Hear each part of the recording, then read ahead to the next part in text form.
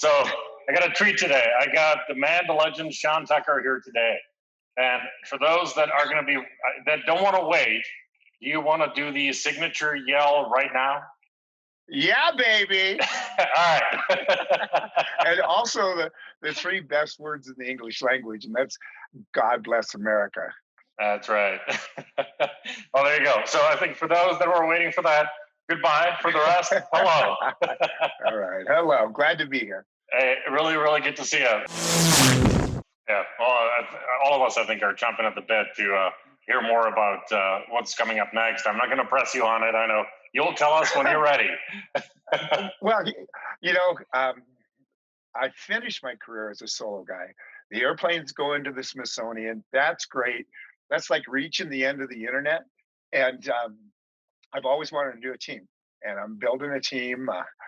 Jessie Panzer, who's been flying with me for the last 2 years. No, excuse me. She was just with me last year, is my right wingman. Christian Bolton, who was Red Bull pilot from Chile, who was 6 years, Right. 6 years on the Chilean Air Force Halcones, 3 years as a leader and 3 years as a right wingman. He's on the team. And then Bill Stein, our coach that I've had for years, who's probably one of the most experienced formation team aerobatic pilots in America, is going to be my slot for this year. That's and amazing. the training camps have been fabulous. We had a camp. We had a 14-day camp in flying the extra 300s in January. We had a 14-day camp in February. And then we were finished with the camp, all set to go to Arkansas to take delivery of the Gamebirds, and that's the aircraft we're going to using. They're built in Bentonville, Arkansas. That's a beautiful airplane. Oh golly, it is just a blast. And I mean, it cruises at 190 knots, 25 gallons of gas, 25 gallons acro tank, 81 gallons of gas total. So you can go 650, 750 nautical mile legs in comfort. The seats are ergonomic. You got a little trim tab. You got a great big old Garmin screen and all synthetic vision. And it is a fabulous flight equipment. It's built in America. We're going to train out of there beginning May 10th. And we're going to play by the same rules we play in the sky. We're going to probably brief outside. We're going to stay 6 feet apart. And we're going to play by the same rules, because now our life on Earth, we're betting our life on Earth on how we interact with each other until we find a vaccine and this thing is finished. And this industry is going to go bonkers when it opens up. It's going to go bonkers. It's outside. It's the 4th of July. It's Indianapolis 500, and it's Top Gun all rolled into one. And it's going to go bonkers. And I really want to be a part of that. Yeah, I think you're absolutely right. I think once this is over, there'll be a wave of everyone wanting to be part of aviation, go flying, go see others do really cool stuff. It's going to be epic. Well, and I've been flying air shows for decades, okay? And I never, ever not become so inspired by the fans. Just by taxiing by the fence and the kids, you see the joy on their face, the pure unbridled joy on their face, celebrating a freedom in the third dimension. And it's a very powerful metaphor. It is really powerful. We who fly all the time, all of us still get excited to go to the airport, but then to share it with the kids, share it with grandpa, share it with grandma, share it with mom and dad, and it's so clean and wholesome. And it's powerful. It's a very, very powerful metaphor. And I feel very privileged that I still get to be in the arena. I feel so very challenged to be able to lead this team correctly and with precision and elegance and grace, and most of all, reverence for the opportunity. I'm not saying this is not dangerous.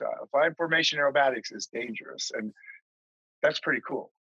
That's pretty cool to recognize that. It's pretty cool to have the opportunity. Let me catch you on that one. Okay. All right. You mentioned that it's dangerous, and I happen to know, and part of why I wanted to talk to you is I want pilots to know you better. And sorry to interrupt you, when you said danger, I know one thing about you, and that is you had to overcome. You didn't just shoo into an airplane and you were natural. You had to overcome some personal trepidations around flying. And you clearly beyond made it. How did that go? Well, first of all, I always, as a kid, I wanted to be in the sky. And as a father-son thing, my dad and I were going to go skydiving when I was 17, and he chickened out. So I went, and it scared me to death, but it was cool. And I said, I got to do that again. So I did it 7 more times. And in those days, this is in the 60s, it's old fashioned stuff with static lines and just old stuff, right? So I convinced one of my friends, my best friend, to go with me. And he panicked when he left the airplane, and the static line pulled the parachute out, and it was in a sleeve, but he was in a spin, and it wrapped around him, and he panicked and he died. And I'll never forget that. It's just horrifying, and it really, really affected me greatly because I really wanted to be in the sky. So I waited. I decided not to do that anymore. Then I said, well, maybe I'll take up flying. And so I took up flying. I got $100 from my parents for Christmas. And in those days, $100 went a long way. So I think it was like $14 an hour. And it took me about a year and a half, a year to solo. And I was still scared to death. I just that memory and that fear, and it was just an all-encompassing fear where I'd panic at the controls. But being a kid, you don't ever want to acknowledge that. You think fear is a weakness, and fear is not a weakness. It's just what it is. It's an emotion, and I never acknowledged it. I should have failed my private pilot check ride because I closed my eyes when we were doing full flap stalls, and for some reason it recovered. But so I'm a pilot, but I was starting to take friends flying, but I was still so afraid. And fear is a powerful emotion that can overpower you. And fear can, if whatever you're afraid of, that becomes a self-fulfilling prophecy. And I was doomed. And so I in 73, I took an aerobatic course from this little old lady named Amelia Reed in Reed Hill Airport, where I was going to college at junior college in Santa Cruz. And I'd hitchhike over and take a lesson whenever I'd make enough money. And I fell in love with the challenge of aerobatics because I told her the truth. I said I was scared. And we started doing rolls, we started doing loops, the airplane didn't fall out of the sky. And I found my destiny. And it started in 73, and I flew my first air show in 76. And it's been a long journey all the way through. I really didn't become financially successful until my first sponsorship in 92. I needed a trophy. So in the amateur ranks, I won the advanced aerobatic. I was a national champion advanced aerobatic category. Gave me a trophy to have cred, but all I wanted to do was fly air shows. I wanted to dance in the sky.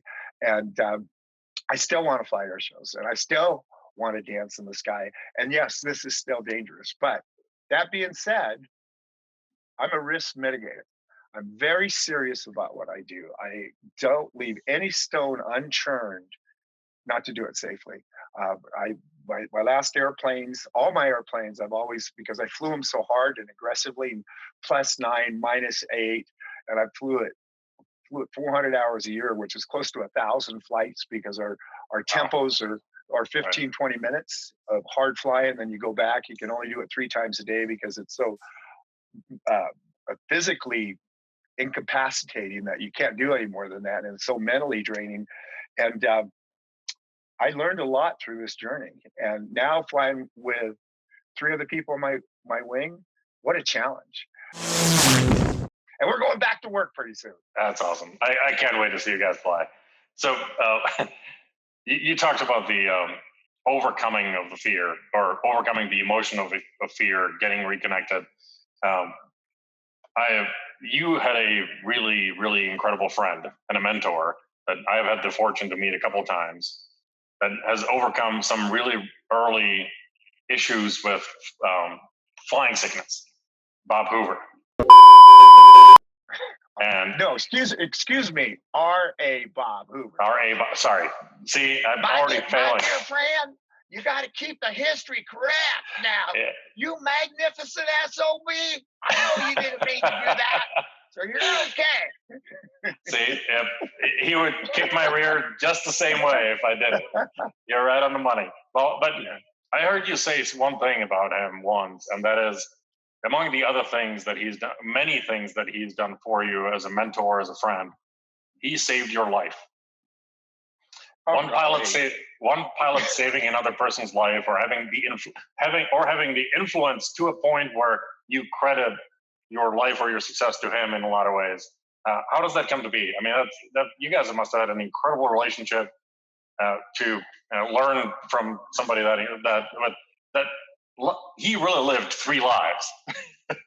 Oh, he lived a lot more than 3. He packed many lives into one. He lived.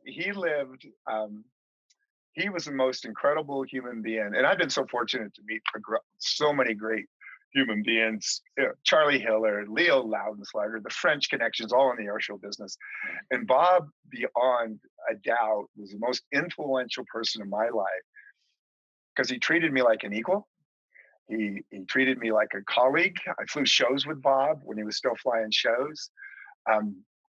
He gave me advice, always sage advice about flying my act. It wasn't until he was 2 years, 1 year before he passed, did he not come watch me fly once, just to make sure, because I flew on the edge, and he said that's all right to fly on the edge as long as you got something in your hip pocket.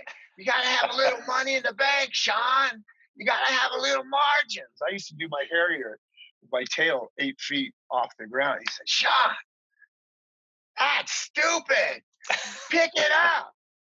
And because I listened to him, he was willing to accept me into his family. Because I listened to him and respected his advice, I became part of Bob Hoover's family, his flying family and his personal family. He just an incredible, gracious human being who he was penniless, he was blind, he wasn't gifted whatsoever, but he put his time in, and his iron will, his character, is what I'll never forget. Always, and the pain he went through, he never once complained about the pain. Anything, like when I had to testify on his behalf during the FAA was taking away his license, his medical, and told me, "Don't do it. My career. I'm done.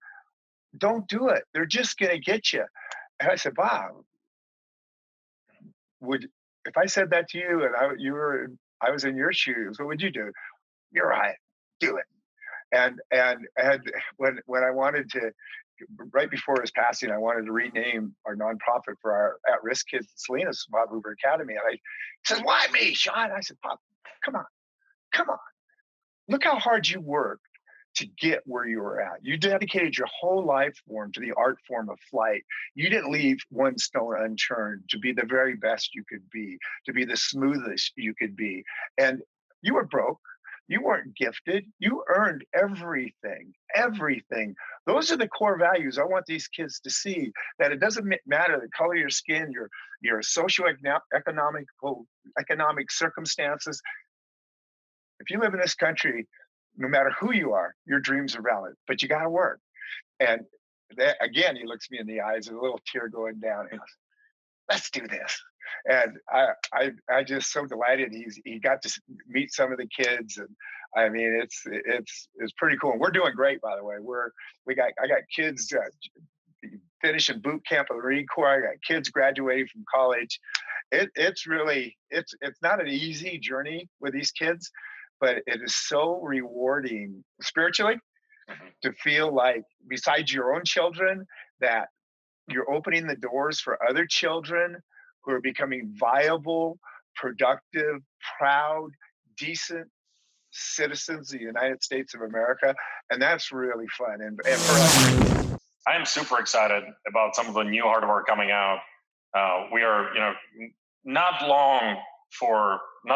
I don't think we're going to have to wait for too long for things like electric propulsion. And somebody that knows how airplane behaves down to a millimeter, and who has perfected this dance in the sky, as you call it, which I absolutely love that statement. Moving from an engine that's a 50-year-old tech to an electric motor that has instant torque, weight distribution, you can control all those things. Now, how is that going to change what you do? It's got to be incredible. Oh my goodness. I envision it, the power to weight and that torque, and because what I love about how, us, the Leos of the world, the art shows of the world, Charlie Hillards of the world, enamored another segment of the population to go to model airplanes. And we were doing the loops and the rolls and all that. And then the modelers figured out to do 3D and tumble and flip, stop in the sky and touch the tail to the ground. Right. But they got power to weight. They got torque. And I can't wait till you could just hover an airplane and stop it and fly backwards, go farther up, and then it's really going to be fun. I really think it's going to be exciting. And now with the technology and lighter weights, longer duration, what an opportunity. And I just want to be around to do it. I want to be around to touch that kind of airplane, because we got roll rate, okay? We got speed, okay? But we don't have enough torque. We need torque, and electric airplanes will give us that. I've had the machine heart or adventure gene all my life, cars, motorcycles, now airplanes. And I love what he just said. We need more torque. That's for sure. That's right. Any way you put it, more power is good. Yeah. So when you see yourself fly, what's going through your head? I don't like what I see when I see myself fly. Honestly, I don't think it's exciting enough. Okay. I say, God, I can be more exciting than that.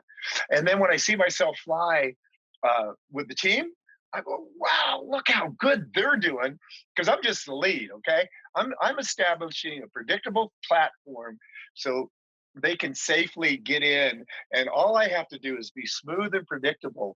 But I love watching other people fly. I love watching them get on my wing. I just love the whole symmetry of the situation. Right. But I think all aviators have to have a reverence for the opportunity we have. And we all have to manage as a team, as a family, to manage that reverence. And if we see somebody that is being irresponsible, you got to call him out on it, because whatever he does is going to affect the rest of us. And it takes courage to call people out. But if people are doing things that are unsafe or reckless, you got to bust them, and because you need to respect. This is a very precious industry, and the air show industry especially so. And I'm hardcore on safety. It's not only proficiency, but it's reverence. And if you don't have the reverence, and all you care about is yourself, they're going to take away this privilege from all of us. I mean, they're going to take away this privilege, and it doesn't need to be taken away. We just got to stand up to the plate as aviators to hold every other aviator accountable. And if somebody's rusty, you got to say, dude, you're rusty. Let's go fly it. Or somebody's being dumbass, you got to say you can't do that, because it affects all of us. I started flying 7 years ago or so. I was in and out of it for about a year and a half, slowly taking lessons. I was commuting between nearly two coasts of the country. I was kind of on it. Other than knowing my instructor, I knew nobody in aviation. And then I was fortunate to fall into the industry by a very fortunate accident. And thanks to Mark Baker, who brought me into AOPA, actually thanks to you through a couple of conversations that I remember that I'm sure you don't. I felt like I was welcomed into, truly, as you said a few minutes ago, a family. And I would say, if it wasn't for that, I don't think I would love aviation as much as I do now. Now, not everybody gets that luxury and to meet you guys and get the welcome that I did into this incredible industry. So, the people that I would love for you to speak to right now is people like me that took their first lesson a month ago, 2 months ago. Now we're stuck not flying. People that have 10 hours in and life got in the way and stopped flying, and now are year out of date on continuing and finishing. You know, those really tens of thousands of people that just need a welcome. Give them that welcome. Well, it's a journey, and once you start flying an airplane, you're becoming an aviator, and nobody can take that away from you. And on my journey and on my airshow career, it certainly wasn't easy. I lost a dream. I lost a dream for 6 years, but I thought about it every day. When I when I wake up in the morning, I would think about it. And it's, it's not just career wise. It's just it helps us define who we are as human beings. And we chose flight as one of the defining things. And you do it in baby steps. There's no, life's a journey. You don't get everything you want all the time. You get what you need. And there's a song like that, right? And I really feel that the harder it is, the better it feels when you get there. Just like when a tough mountain you're climbing, the harder it is when you get to the top of that summit, that's a pretty good feeling. You know what you do when you get to the top of that summit? Besides go down, you think of the next summit you want to do.